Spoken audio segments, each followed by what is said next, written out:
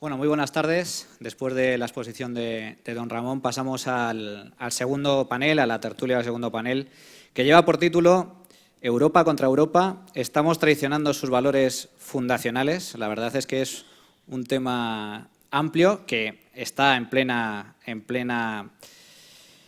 actualidad. Hay que recordar que hoy, por ejemplo, había cumbre, había reunión entre Angela Merkel y Emmanuel Macron, y precisamente uno de los puntos a tratar era sobre el futuro de la Unión Europea, presente y futuro de la Unión Europea. Ambos parten, de hecho, de perspectivas algo diferentes, según ha reconocido la propia Merkel. Y además estamos experimentando fenómenos que no se habían experimentado nunca antes. Se pone en cuestión la supervivencia de la Unión Europea, etcétera. Y para tratar este tipo de temas contamos con la presencia de tres destacados analistas, empezando por Eduardo Fernández Luiña, a mi izquierda, politólogo, analista político en la Fundación FAES. Desde el año 2008 es profesor en la Universidad Francisco Marroquín de Guatemala y sus líneas de investigación han estado relacionadas con la public choice, la calidad democrática y los procesos de integración internacional. Almudena Negro, licenciada en Derecho por la Universidad San Pablo CEU, periodista especializada en comunicación política, ha colaborado en diversos medios de comunicación como Diario Siglo XXI, Libertad Digital, Voz Populi o 13 Televisión, entre otros. Y actualmente es responsable de redes sociales en el diario La Razón y directora de La Razón TV. Además es coautora del libro Contra la socialdemocracia, lo cual ya no das pistas de cuál es tu perfil ideológico. Bien, me gusta, así es como tiene que ser. Y aquí a mi izquierda, Víctor Santana, que es jefe de gabinete de Daniel Hannan, miembro del Parlamento Europeo, es experto en relaciones internacionales y actualmente es asesor en el grupo de los conservadores y reformistas europeos en el Parlamento de la Unión Europea y en la Alianza de Conservadores y Reformistas de Europa. Se considera un apasionado de Europa, pero no de la Unión Europea, que son cosas diferentes. Y bueno, hablamos mucho de valores de la Unión Europea, están en riesgo, están en peligro, están siendo cuestionados. A mí la primera pregunta o la primera cuestión que me gustaría plantearos es ¿cuáles son esos valores? España, la Unión Europea, ¿por qué valores fundacionales se caracteriza? ¿Cuáles son esos principios que nos diferencian de otro tipo de sociedades? Si quieres, Almudena. Ladies first, ¿no? Me toca. Bueno, yo creo, si me preguntas qué valores tiene ahora la Unión Europea, te diría los que dicte el Estado. Porque la Unión Europea ya ni siquiera es la Unión Europea del consenso socialdemócrata, sino del Estado moral. Si me hablas de los principios fundacionales, pues los principios fundacionales de la Unión Europea eran netamente liberales. ¿O no lo es acaso el principio de representación? ¿O no lo es la libre circulación de personas, bienes, servicios y capitales? Cuestión distinta es que en estos momentos, cuando hablamos de Europa, lo primero que tendríamos que fijar es de qué estamos hablando. ¿Estamos hablando de esa Europa en el sentido ideológico que pretenden darles los del consenso como si fuese una ideología total? Mira, en el año 94 ya el cardenal Caffarra decía que la cultura europea es la organización de la mentira, porque se ha traicionado precisamente el espíritu fundacional de los tratados de Roma. Hoy en día, lo que las élites europeas y buena parte además de la ciudadanía tienen en mente sería aquello que querían realizar los jacobinos franceses, que es lo que los bolcheviques no pudieron realizar. En este sentido, por ejemplo, ¿cuáles son los valores fundacionales de Europa? Bueno, es que Europa es cristiana. Yo estoy pensando ahora mismo, por ejemplo, el debate que hubo cuando la Constitución Europea, donde el establishment en todos los países, no solo aquí en España, el Partido Socialista en aquel momento, se negaron a incluir las raíces cristianas de Europa en la Constitución Europea. Es uno de sus valores fundamentales porque yo lo siento muchísimo, pero es que la tradición europea es la tradición cristiana y de hecho la historia de Europa es la historia del ethos cristiano. Es decir, la Unión Europea, ¿qué es lo que está haciendo? Cayó en el intervencionismo después de aquella fundación de principios liberales, cayó en el intervencionismo y abandonó totalmente todos los principios Si soy europeísta, por supuesto, yo comparto con Ramón Pérez Maura lo que ha dicho, que es mejor una Europa unida que una Europa separada y en guerras. Hay que recordar por qué nace la Unión Europea. La Unión Europea, yo lo digo muy a lo bruto, porque es así, se creó para que Alemania no volviese a desfilar por París, básicamente. Esa es la realidad. Y se creó con principios, lo crearon los democristianos en los años 50, con principios netamente liberales. Yo creo que tenemos que volver al espíritu que dio origen. No puede ser que haya un Parlamento Europeo que legisle cuántos minutos puede permanecer encendida una cafetera eléctrica. Es que no se me ocurre una cuestión que lo ponga mejor de manifiesto. Y ese es el problema. Y eso es lo que están utilizando hoy en día los populismos, que hacen un diagnóstico perfecto de la situación, aunque ofrezcan recetas envenenadas, para vendernos que hay que liquidar la Unión Europea. No, la batalla que hay que dar es que hay que volver a los principios fundacionales. Bueno, pues en primer lugar agradecer, ¿no?, al Austrian Economic Center, a la Fundación Rafael del Pino y al Instituto Juan de Mariana por la invitación. Y yo sobre esa cuestión pues comparto básicamente lo que se ha dicho ya. Yo creo que hay tres palabras clave a la hora de identificar el nacimiento de la Unión Europea. La primera es la paz, o sea, hay que cooperar pacíficamente, hay que ser, en cierto sentido, capaz de resolver los conflictos de manera civilizada. Otra segunda palabra que sirve como pilar fundacional para entender la Unión Europea para mí es comercio. El comercio no solo como mecanismo civilizador, sino también como proceso social que crea una comunidad de intereses, que es muy importante. O sea, a través del comercio desarrollamos intereses comunes y el hecho de que nos ataquen nos une, ¿no? Fomenta el comercio, fomenta la integración. Y luego yo creo que es una tercera variable y es la cuestión de unos vínculos culturales comunes asociados básicamente a la religión, ¿sí? O sea, yo creo que esas tres variables son centrales para entender la Unión Europea y yo creo que son centrales también para comprender por qué hay que defenderla, ¿no? Porque una cosa que está clara desde mi punto de vista es que evidentemente es lícito criticar la Unión y el desarrollo de la Unión, pero la Unión es más un proceso que una estructura, ¿no? De facto es una forma política en constante cambio y tiene capacidad para mutar. Entonces, claro, es más fácil, digamos, negociar esa mutación si uno permanece dentro proponiendo ideas que si uno está fuera. Y yo creo que quizás ahí está el problema, ¿no? Recuerdo un libro de la última década del siglo pasado, de Romano Prodi, que se llamaba Una idea de Europa, ¿no? Quizás lo que falta son varias ideas de Europa en la mesa para discutir sobre ellas y ser capaz de pues, ir definiendo tendencias e ir construyendo pues, ese espacio que yo creo que en perspectiva comparada, si lo vemos en una serie longitudinal de tiempo, pues ha traído muchos beneficios, ¿no? Yo sí comparto lo que señala Ramón Pérez Maura. O sea, Europa era un continente plagado de guerras y la paz en sí mismo tiene un valor brutal, ¿no? Víctor.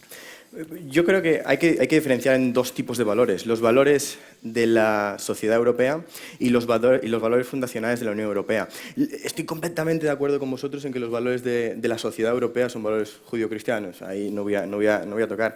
Pero creo que los valores de la Unión Europea son valores profundamente antidemocráticos. Y voy a explicar esto antes de que la gente piense cosas malas de mí. Imaginaos la situación cuando la Unión Europea fue creada, ¿no? Después de la Segunda Guerra Mundial, habiendo pasado una guerra mundial anterior, y de repente la gente, los padres fundacionales de la Unión Europea se vieron con la oportunidad de solucionar los problemas, ¿no? Y cuando empezaron a preguntarse cuáles fueron los problemas que motivaron eso, automáticamente les vino a la cabeza la gente, los votos, las elecciones, la democracia. Entonces, cuando crearon las instituciones de la Unión Europea, automáticamente crearon un cortafuegos. Entonces crearon unas instituciones que estaban muy alejadas de la voluntad del pueblo, regidas por expertos, por gente que ellos podían poner o que los gobiernos podían poner, y así nunca más Europa volvía a caer en guerras, porque las cosas importantes iban a estar puestas arriba e iban a ser debatidas entre personas que no iban a cometer los mismos errores que el pueblo. Entonces yo creo que si hablamos de valores fundacionales de la Unión Europea, creo que habría que decir el miedo al voto de la gente. Y eso se ha mantenido hasta el día de hoy. No nos olvidemos que la Unión Europea es vamos a decir. El Parlamento de la Unión Europea es el único parlamento democrático del mundo que no puede crear leyes. Es decir, aquí muchas veces hablamos, esta ley aprobada por el Parlamento. Sí, todas las leyes son aprobadas por el Parlamento y enmendadas, pero el Parlamento Europeo no puede comenzar ninguna ley. Si un diputado o un grupo parlamentario del Parlamento Europeo quiere poner en marcha una ley, no pueden. No pueden hacer nada de esto. Tienen que esperar a que la ley le venga de la Comisión Europea, un organismo no elegido democráticamente, en donde no podemos nosotros, la gente, echar a nadie, mandarles la ley. Una ley completamente ya hecha, que en muchos casos seguramente será una ley perfecta, que después es enmendada por los diputados, ¿no? Entonces, yo creo que si tenemos que hablar de valores fundamentales de la Unión Europea, yo diría que el miedo profundo a las elecciones de la gente, porque piensan que la gente es estúpida. Sí. Yo te voy a llevar un poquito la contraria. Perfecto. Pero no tanto como piensas. Estamos aquí para eso. Mira, es que yo creo que uno de los grandes problemas que tiene hoy la Unión Europea es que es más democrática que liberal. Me voy a explicar. El liberalismo que busca los límites que se le ponen al gobierno. ¿Y qué es lo que dilucida la democracia? ¿Quién manda? Y precisamente el problema que tiene hoy la Unión Europea es que los límites de ese gobierno no están claros. En ese sentido, coincidiríamos. Lo que pasa es que yo no lo llamo democracia, lo que tú llamas democracia. Yo democracia llamo a quien manda. Y ese es el gran problema que tiene hoy la Unión Europea. Yo puedo coincidir en que uno de los grandes pegas que tiene es efectivamente esa lejanía del Parlamento. Es que además tú preguntas a la gente quiénes son los eurodiputados y te van a decir los que no quieren en ningún partido político. ¡Hala, para Europa! Es así, lo sabemos. Pero eso invalida la idea fundacional de la Unión Europea. Además, Pérez Maura lo contaba muy bien, esa situación que había en la RDA. Un país, es que soy alemana de madre, entonces te voy a contar, cuando tú ibas a la RDA y cruzabas para ver aquello, te ponían una multa por sistema y la tenías que pagar porque era una dictadura cuando cruzábamos desde Alemania federal. ¿Que todo eso no lo ha mejorado la Unión Europea? Por supuesto, yo coincido con Ramón. Es que hay que hacer la Unión Europea a lo mejor de otra manera, hablar de otros valores, hablar de los valores liberales, hablar de poner límite a esos señores que efectivamente es la Comisión Europea quien ha decidido indultar a la Nespresso por algún motivo que a mí se me escapa, pero el resto de cafeteras eléctricas solo van a poder permanecer encendidas 1 minuto y medio. Ese es el problema real, que es más democrática que liberal. Bueno, igual tenía que empezar diciendo una cosa. Soy profundamente europeísta. Creo en una idea de Unión Europea, pero una Unión Europea que nos pertenezca a nosotros, a la gente, que nosotros podamos decidir quién está ahí y quién no, y podamos, si hay alguien que lo hace mal, echarlo. O sea, eso que quede claro, porque parece que soy aquí. No. Lo que pasa es que el principio de representación sí estaba en la idea fundacional. Estaba, pero no se llevó a cabo. Ahí estamos. Yo, la verdad es que cuando uno analiza, por ejemplo, teoría de integración, ¿no? Hay como 3 ideas también que son muy importantes, ¿no? Ámbito funcional, capacidad institucional y dominio geográfico. Al final, eso es el debate que está teniendo lugar en la Unión Europea a día de hoy, ¿no?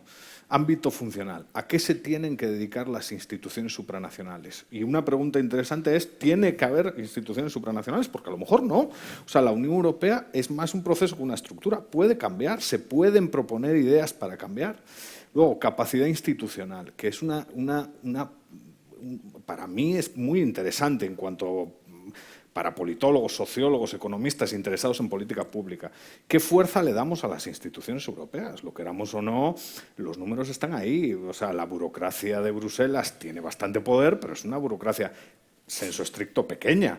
El presupuesto comunitario, si lo comparamos con el PIB de la Unión, digamos, también es pequeño, ¿no? Entonces, ¿pero necesita más fuerza? Quizás no, quizás a lo mejor necesita dedicarse a otras cosas. No se trata de darles más poder, se trata a lo mejor de generar espacios de discusión para reubicar funcionalmente a esa burocracia, a esos políticos y tal. Y luego el dominio geográfico, que bueno, que es variable. Unos países tienen euro, otros no, pero bueno, esa geometría variable yo creo que es muy interesante. Desde mi punto de vista, no hay que entender el debate como a favor de la Unión Europea o en contra. Eso es lo que hacen los populistas. O sea, los populistas lo que buscan es polarizar con objeto de destruir o no. Aquí de lo que se trata es de tener una discusión técnica, en parte, sobre la gama de grises. Porque hay valores que yo creo que pondríamos en riesgo teniendo un discurso destructivo. La paz, la estabilidad, los intercambios culturales, comerciales, laborales, de todo tipo que se producen en la Unión. yo creo que habría que discutir sobre esos tres ámbitos, ¿no? O sea, esas tres ideas. ¿A qué dedicamos las instituciones europeas? A lo mejor la federalización está mal y a lo mejor hay que apostar por una lógica más confederada, no crear un poder central, sino crear espacios de diálogo. A lo mejor, en cuanto a capacidad institucional, pues el tamaño, digamos, de esa administración es grande o es pequeño, se puede discutir, la cosa es discutirla y ver el componente geográfico, ¿no? ¿Quién quiere participar de la Europa de primera velocidad y quién quiere ir pues, a una marcha más pausada, ¿no? Antes de entrar en el tema de la estructura de la Unión Europea y de las tensiones que existen entre estados soberanos y estructuras supranacionales y las posibles competencias que pueden aplicar cada una de estas estructuras, me gustaría plantearos una cuestión con respecto precisamente al tema otra vez de los valores fundacionales, ¿no? Si todos más o menos estamos de acuerdo en que el origen de la Unión Europea es explícitamente liberal, el hecho de que los padres fundadores en parte crearon la Unión Europea, o al menos el mercado común, como una forma de evitar precisamente los conflictos bélicos, ¿no? El hecho de que las personas puedan comerciar, los pueblos puedan comerciar entre sí como una garantía de paz. Luego se transformó en otra cosa quizás muy diferente, ¿no? Pero quizás algunos de esos valores liberales que están dentro de la Unión Europea ahora evidentemente están difusos, o al menos muchos de ellos se han perdido. Todo el mundo identifica a la Unión Europea con socialdemocracia, la Unión Europea como el gran adalid del estado del bienestar y sus estados miembros. ¿Por qué se están perdiendo ese tipo de valores? ¿Creéis que efectivamente la socialdemocracia se ha implantado en la Unión Europea y cuáles podrían ser las causas de ello? Hay una encuesta que hace unos años elaboró el BBVA con respecto a opinión sobre valores liberales y socialdemócratas en distintos países de la Unión, entre ellos España, y muchos de los países, sobre todo del sur, pues eran contrarios al libre mercado, contrarios al capitalismo, al libre comercio, favorables a un estado del bienestar muy desarrollado, altos impuestos. ¿Por qué creéis que se están perdiendo ese tipo de valores? Los valores liberales, me refiero. Yo no creo que la Unión Europea haya empezado con una filosofía liberal en cuanto al mercado común, porque no empezó como mercado común, empezó simplemente con el carbón y el acero.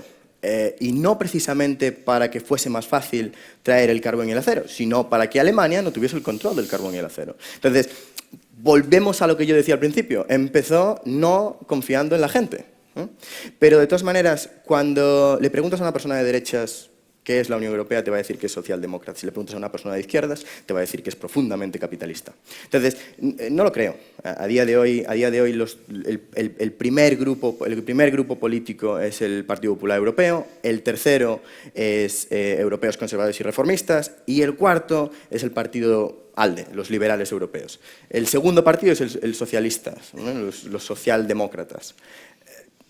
Y en las siguientes elecciones del 2019 parece ser que va a ir aún peor para los socialdemócratas. Entonces, no creo que la Unión Europea sea socialdemócrata. Sí que es verdad que las cosas que está haciendo la Unión Europea, sobre todo en cuanto a comercio exterior, van mucho más enfocadas al proteccionismo que al liberalismo.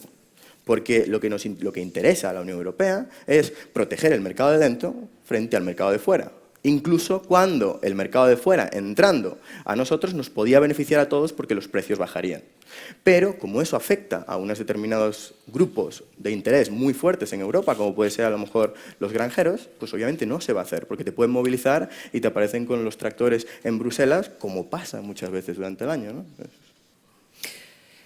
Yo es que voy a volver al cristianismo. Después de oírte estaba pensando que decía Röpke que todo empieza y se desmorona por la religión, por el cristianismo. Y tenía razón, porque ¿a qué estamos asistiendo en Europa? Estamos asistiendo, tú lo has escrito perfectamente, ¿qué valores? Exacto. ¿Dónde están esos? A mí, además, no me gusta hablar de valores, porque eso es en sí un concepto ya que aparece con la socialdemocracia. La hoja de ruta. Me gusta hablar de principios.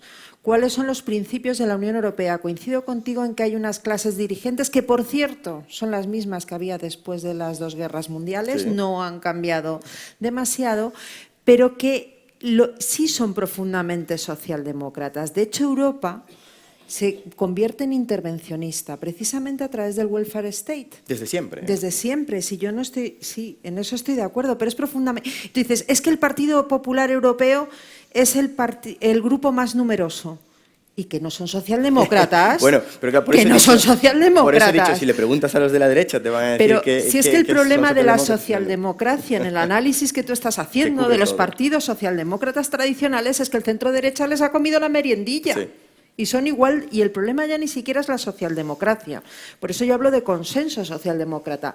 Es que ya han estado, es la mentalidad estatista que hace imposible cualquier brizna liberal en la Unión Europea. ¿Qué grupo hay en la Unión Europea liberal? ¿Me hablas de la FDP alemana que quería prohibir los Kinder sorpresa por si un niño se atragantaba? Es que ese es el gran problema de la Unión Europea, que el consenso socialdemócrata es total y absoluto. Yo estoy completamente de acuerdo contigo, pero te lo vuelvo a Es que decir. nos llevamos muy bien. Lo vuelvo a decir. No hay ninguna política liberal en Europa ahora mismo. No, claro que no. No hay nada. Pero sobre todo tenemos que enfocarlo en cuanto al comercio exterior, porque esto es la Unión Europea siempre habla del gran reto de la Unión Europea, que es el mercado común, que es que podemos intercambiar bienes y servicios sin ningún tipo de arancel. Y eso es neoliberal, ¿no? Pero es que no es así, porque estamos cerrando nuestras fronteras al resto. No es un mercado libre. No, es una unión aduanera. Y esa es la palabra, la palabra que identifica esto, ¿no? Una unión aduanera. Y lo que vamos a ver en el futuro, por cómo se está moviendo, es más y más. En el 2019 previmos que va a ser lo mismo. Yo tengo una visión más optimista. O sea, yo tengo una visión más optimista, ¿no? O sea, si uno puede saborear la integración europea, es verdad, y bueno, está demostrado empíricamente por varios estudios de naturaleza sociológica, que bueno, la gente que más viaja la saborea más, porque evidentemente las grandes virtudes de la Unión Europea van asociadas a una visión un poco cosmopolita, un poco de la vida, ¿no? Pero obviamente hay estatismo, claro que hay estatismo. Y obviamente la tensión existente para mí está entre unas instituciones supranacionales que quieren más poder y unos estados que tienen una visión más intergubernamental que no lo quieren ceder. Entonces, esa tensión afecta al proceso legislativo, afecta la ejecución de política pública, afecta el debate sobre la legitimidad de quién se tiene que encargar de qué, y eso pues genera muchos problemas, porque claro, si hay crisis, si hay percepción de corrupción, pues a lo mejor esa ventana de oportunidad la aprovecha un populista. Pero claro, evidentemente los liberales yo creo que tenemos dos tareas, ¿no? Una, reducir la estatización de la vida social. O sea, porque al final, estés en el nivel supranacional o estés en el nivel intergubernamental, la cosa es que el Estado tiene demasiadas funciones y es demasiado grande. O sea, a mí me da igual que la decisión se tome en Madrid o se tome en Bruselas. El punto es, el Estado tiene demasiada presencia en el ámbito social. Entonces, esa es una tarea. Y otra tarea es, sobre ese proceso que también ha traído beneficios. Es que también estamos hablando de la Unión Europea como si no generase beneficios para los ciudadanos, y ha generado beneficios para bastantes ciudadanos, independientemente de que los lobbies, claro, tienen mucha función para construir integración. Esa es otra tarea, ser capaz de proponer ideas de política pública para hacer más compatible la idea de una Unión Europea con los principios liberales. Yo creo que esas son las dos grandes tareas, ¿no? Una cosita, porque veo que Eduardo está tirando para el carro de podemos reformar la Unión Europea. Os voy a contar una cosa que os va a hacer entender lo difícil que es reformar la Unión Europea. Obviamente, hace años, cuando el Parlamento abrió en los años 90, el Parlamento de Bruselas, el nuevo, abrió en los años 90, no había la tecnología que tenemos a día de hoy con los ordenadores, que los datos que abres en un ordenador te aparecen automáticamente en otro ordenador. Entonces, a las puertas de fuera de cada oficina de los diputados siempre te encuentras un baúl. Un baúl que antiguamente era para llevar los papeles que necesitabas de un lado a otro, porque el Parlamento Europeo tiene que irse una semana al mes a Estrasburgo. Entonces utilizaban ese baúl para mover todos los documentos de un lado a otro. Y hay toda una industria alrededor de ese baúl. Hay un montón de camiones, hay un montón de personas que se encargan de recoger esos baúles, meterlos en los camiones, llevarlos al Parlamento en Estrasburgo, que está a 1000 kilómetros de distancia, sacarlos de los camiones, llevarlos enfrente de los despachos de los diputados y dejarlos allí preparados para que los diputados lo abran.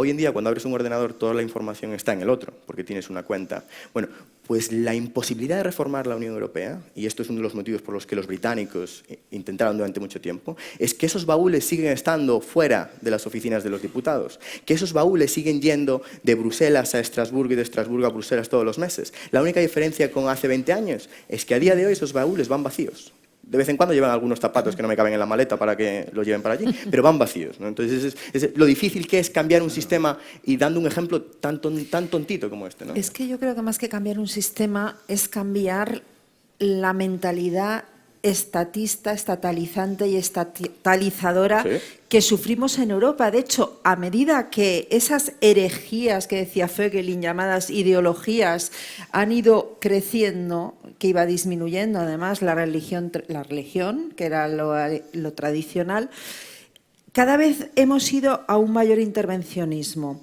Pero fíjate, yo soy optimista.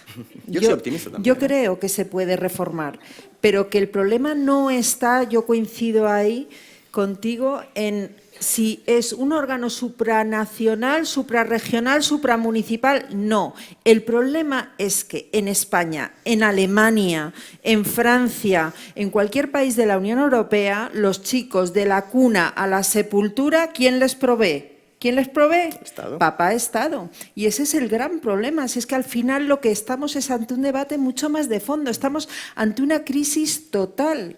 La crisis de la religión, la crisis de los valores, la crisis de la libertad.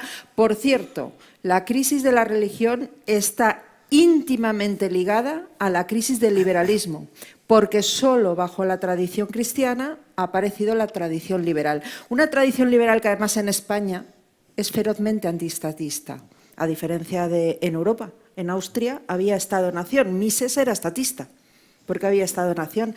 En España éramos antiestatistas. Empecemos por ahí. En línea con lo que estáis comentando, una cosa son los Estados miembros de la Unión Europea, y yo creo que ahí hay diferencias. Hay países mucho más liberales o mucho más abiertos al libre comercio, con unas economías mucho más libres que otros, y todos creo que en esta sala sabemos a cuáles me refiero, que son mucho más estatistas y mucho menos favorables al libre mercado. Pero dentro de esa hay cierta diversidad. Ahora, lo que sí es evidente es que hay una tendencia clara. Me refiero en cuanto a estructura de la Unión Europea, a la que aludía anteriormente Eduardo.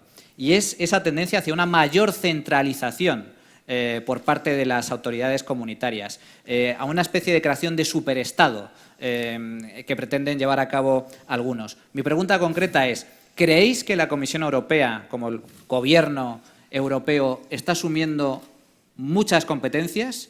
Y ¿cuál es vuestra opinión sobre deberían asumir competencias y, en ese caso, cuáles? Eduardo. Joder. Yo soy de los que piensa que la descripción, digamos, general de la fotografía es esa.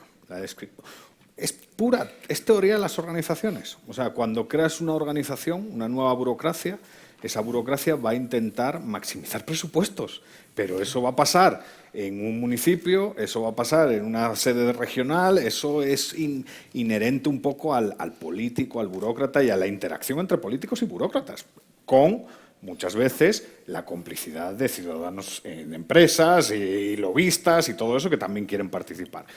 Claro, desde que creas la comisión, obviamente la comisión va a intentar aumentar su presupuesto y va a intentar ejecutar más funciones, va a intentar justificar su existencia. Con el Parlamento Europeo sucede lo mismo.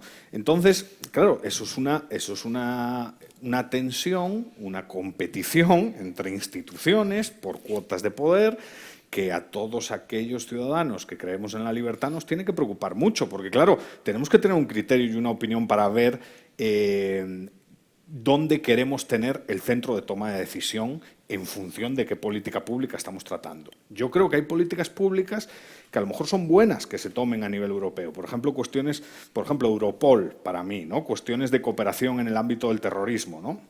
Yo creo que no está mal que eso se discuta en el ámbito europeo. Cuestiones asociadas a la defensa y a la seguridad, que por cierto en la década de los 50 fue rechazada por el Parlamento francés, porque bueno, es la Comunidad Europea del Carbón y del Acero, luego el Tratado de Roma con las dos comunidades en el 57, pero en el 52 Jean Monnet impulsa una Comunidad Europea de Defensa que recibe la aprobación en sobremesa de todos los Estados miembros y que luego en el 54 tira el Parlamento francés. O sea, la idea de construir una defensa común también es parte, digamos, de la esencia comunitaria y a lo mejor es útil, ¿no? Sobre todo en los tiempos que corren, lo queramos o no, hay una amenaza en el este de Europa, la hay, y hay una tensión asociada a acciones ilícitas en el sur. Entonces, bueno, habrá que tomar medidas y habrá que reflexionar sobre cuál es la mejor manera para protegerse en esos ámbitos, porque claro, a mí a lo mejor nos gustaría a todos ser como Liechtenstein o Andorra, pero eso es parasitan seguridad que provee otros, que proveen otros. Entonces, claro, ahí hay que generarla, ¿no? Cuestiones a lo mejor asociadas a la seguridad y la defensa, si están bien en ese ámbito. Otro tipo de cuestiones, pues no. Otro tipo de cuestiones a lo mejor están mejor en el ámbito local y municipal. Y eso quizás sería compatible con una idea liberal, ¿no? Yo siempre recuerdo a una frase de Huerta de Soto diciendo ciudades libres, todas asociadas entre ellas y con una gestión de la seguridad más o menos común, ¿no? Bueno, pues eso podría presentarse. Evidentemente es imperfecto, pero podría presentarse. Claro, queda tocar el tema que puso Víctor sobre la mesa, que a mi juicio es muy importante ese tema, el de la cuestión del déficit democrático de la Unión Europea, porque evidentemente la Unión Europea nace como un proyecto de élites, y nace así, y ha hecho muchos esfuerzos por democratizarse o conseguir legitimidad democrática a lo largo de su historia. Sí, con bastante fracaso, porque la gente no lo ve como una entidad democrática, pero ha hecho esfuerzos por democratizarse. La cuestión es cómo, en caso de que haya un debate sobre la comisión, o cómo cambiar la comisión o eliminarla, o cómo se democratiza, porque efectivamente hay una iniciativa legislativa que emana de esa comisión y que es un problema, ¿no? Pero eso es un debate institucional que yo creo que tiene que venir después. Almudena hablaba de los principios, ¿no?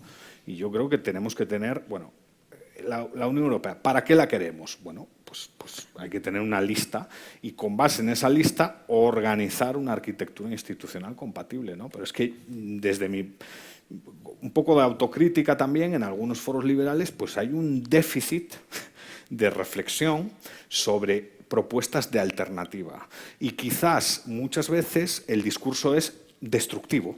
O sea, lo mejor es destruirlo y a lo mejor no. Yo coincido, es que coincido totalmente. Pero fíjate, yo cuando se habla de ese gobierno de todos los europeos, esa Unión Europea que englobe todas las competencias, a mí me da la impresión que estamos hablando un poco de Narnia. ¿Por qué? Porque eso supone una cesión de soberanía. Y la soberanía, vuelvo a lo mismo, ¿de qué deriva? Del Estado.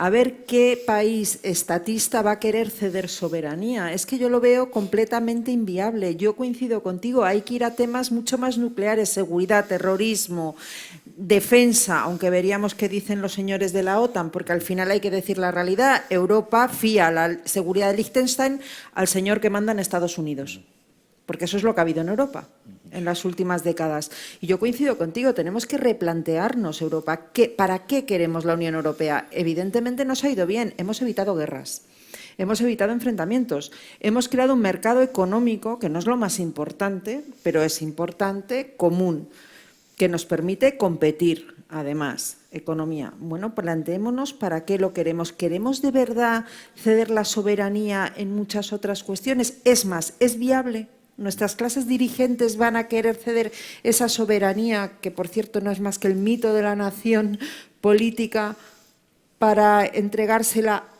como decías tú, a otras oligarquías?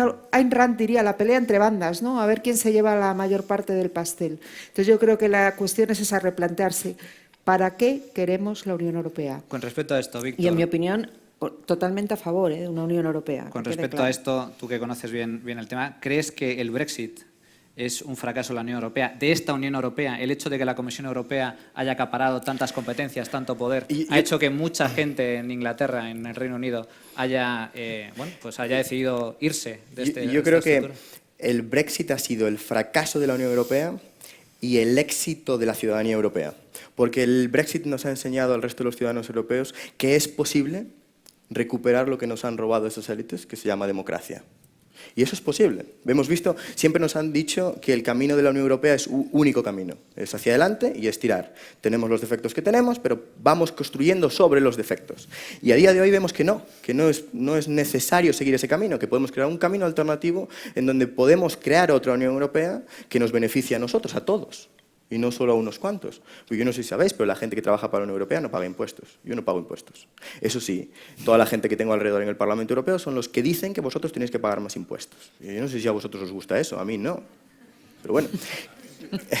Bueno, a mí no me gusta porque lo estoy diciendo aquí en alto, ¿no? Eso, pero si no me callaría. Pero eso es lo que hay que discutir. Exacto, exacto, pero por eso mismo, una de las cosas que... Yo quiero esa misma fiscalidad para todos los europeos. Yo quiero esa fiscalidad para todos. La no fiscalidad. Yo soy de esa idea, ¿no? Si unos pueden, ¿por qué no todos? Pero una de las cosas que quería decir es sobre las competencias de la Unión Europea. No os olvidemos, o sea, la Unión Europea, la Comisión Europea no puede conseguir más competencias. Las competencias están muy claras en los tratados. ¿Qué pasa?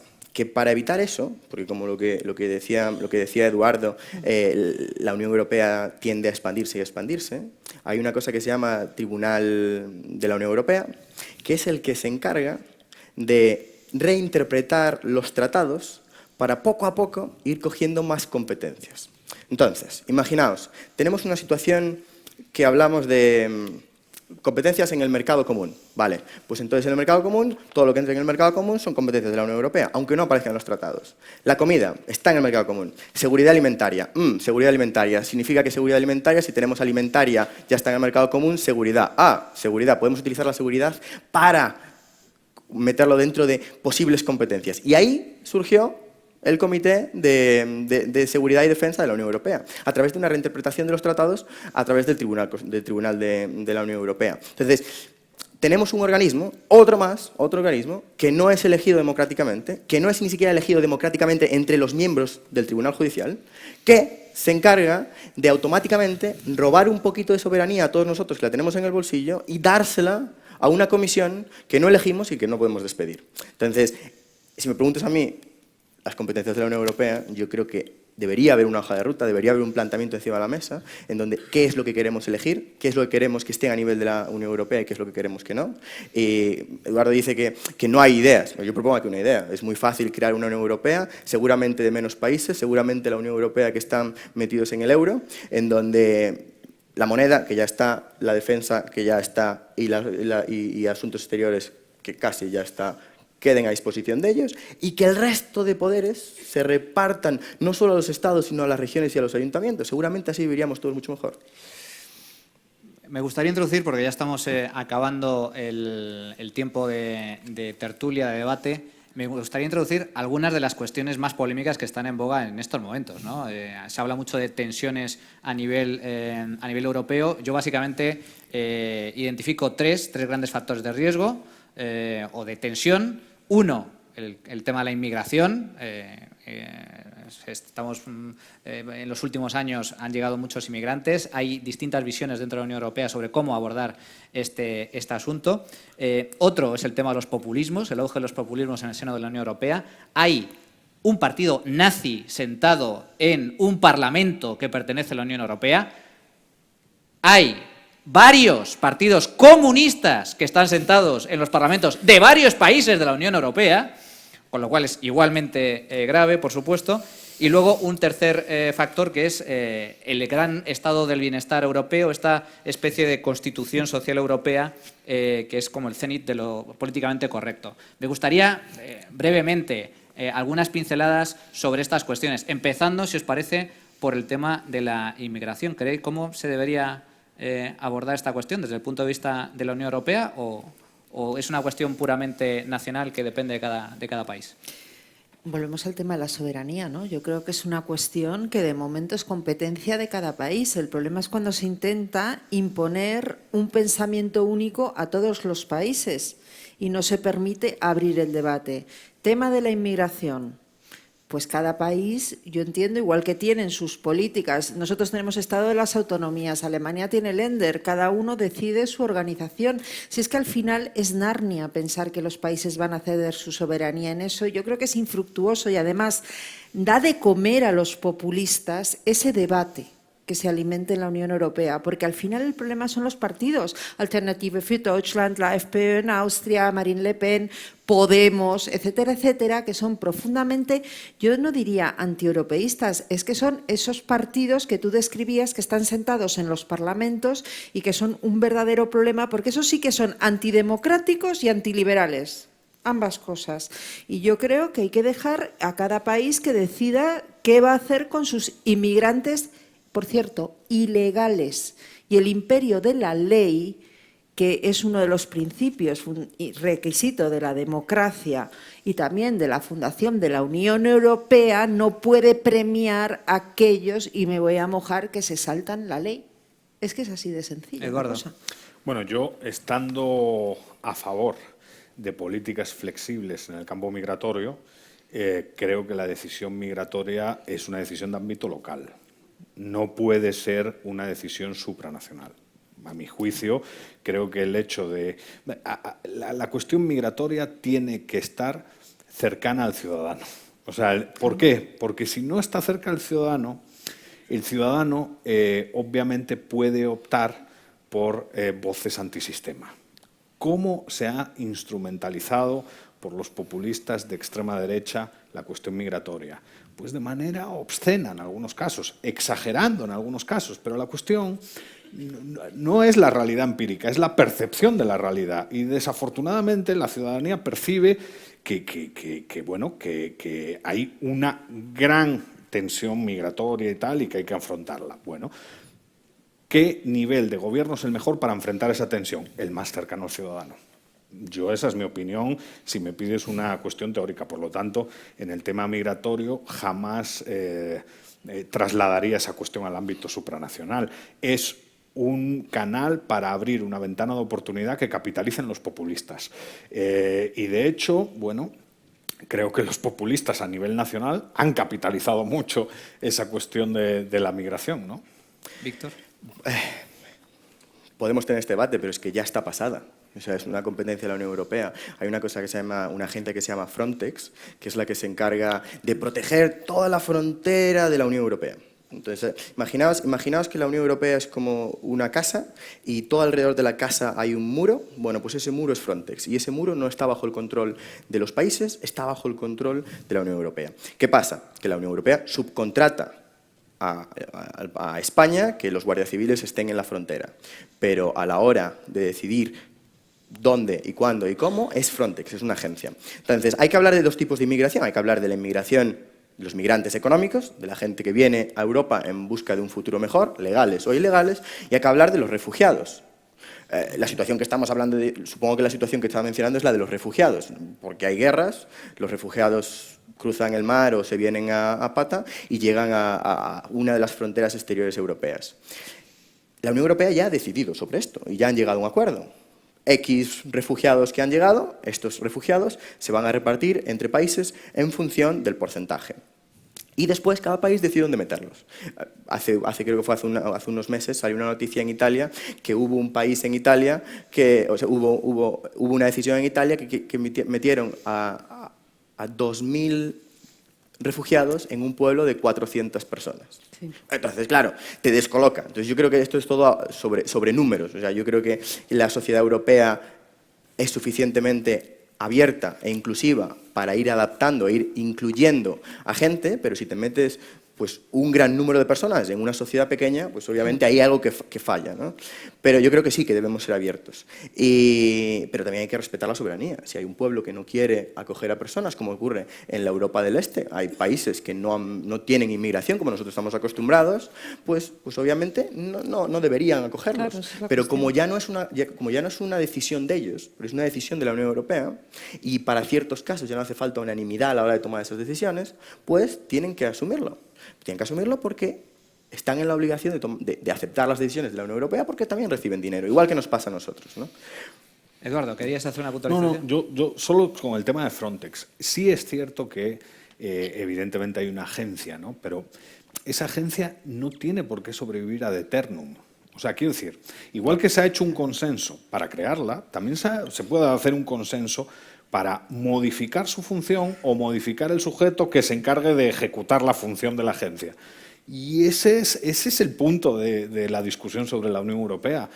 Al final, es verdad que hay una agencia y es verdad que hay un deseo supranacional por controlar la inmigración, pero se puede discutir. Y el problema quizás es que están ganando los supranacionales. Está federalizándose Europa, ese es el problema.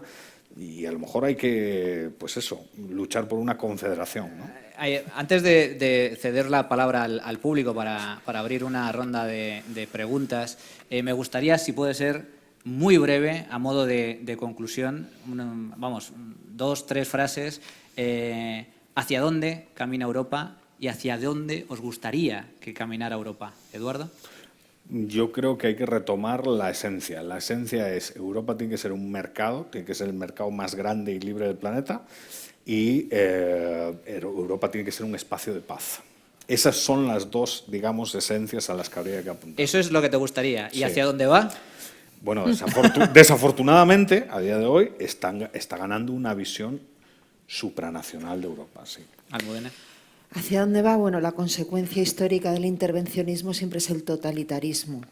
Así que yo creo, y esto es lo que me gustaría, que se recuperasen los principios fundacionales del espíritu de los tratados de Roma para que la Unión Europea nos permita seguir avanzando. Víctor.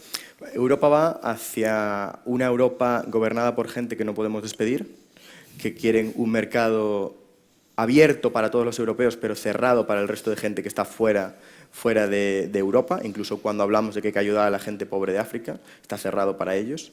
Y la Europa que me gustaría sería una Europa abierta, una Europa que pueda comerciar libremente con el resto de los países del mundo, sin llegar a acuerdos de homogenización, que podamos entendernos con Canadá como iguales, cosa que no ocurre, y sobre todo una Europa en donde podamos elegir y despedir a las personas que nos representan, que eso es algo que falla a día de hoy.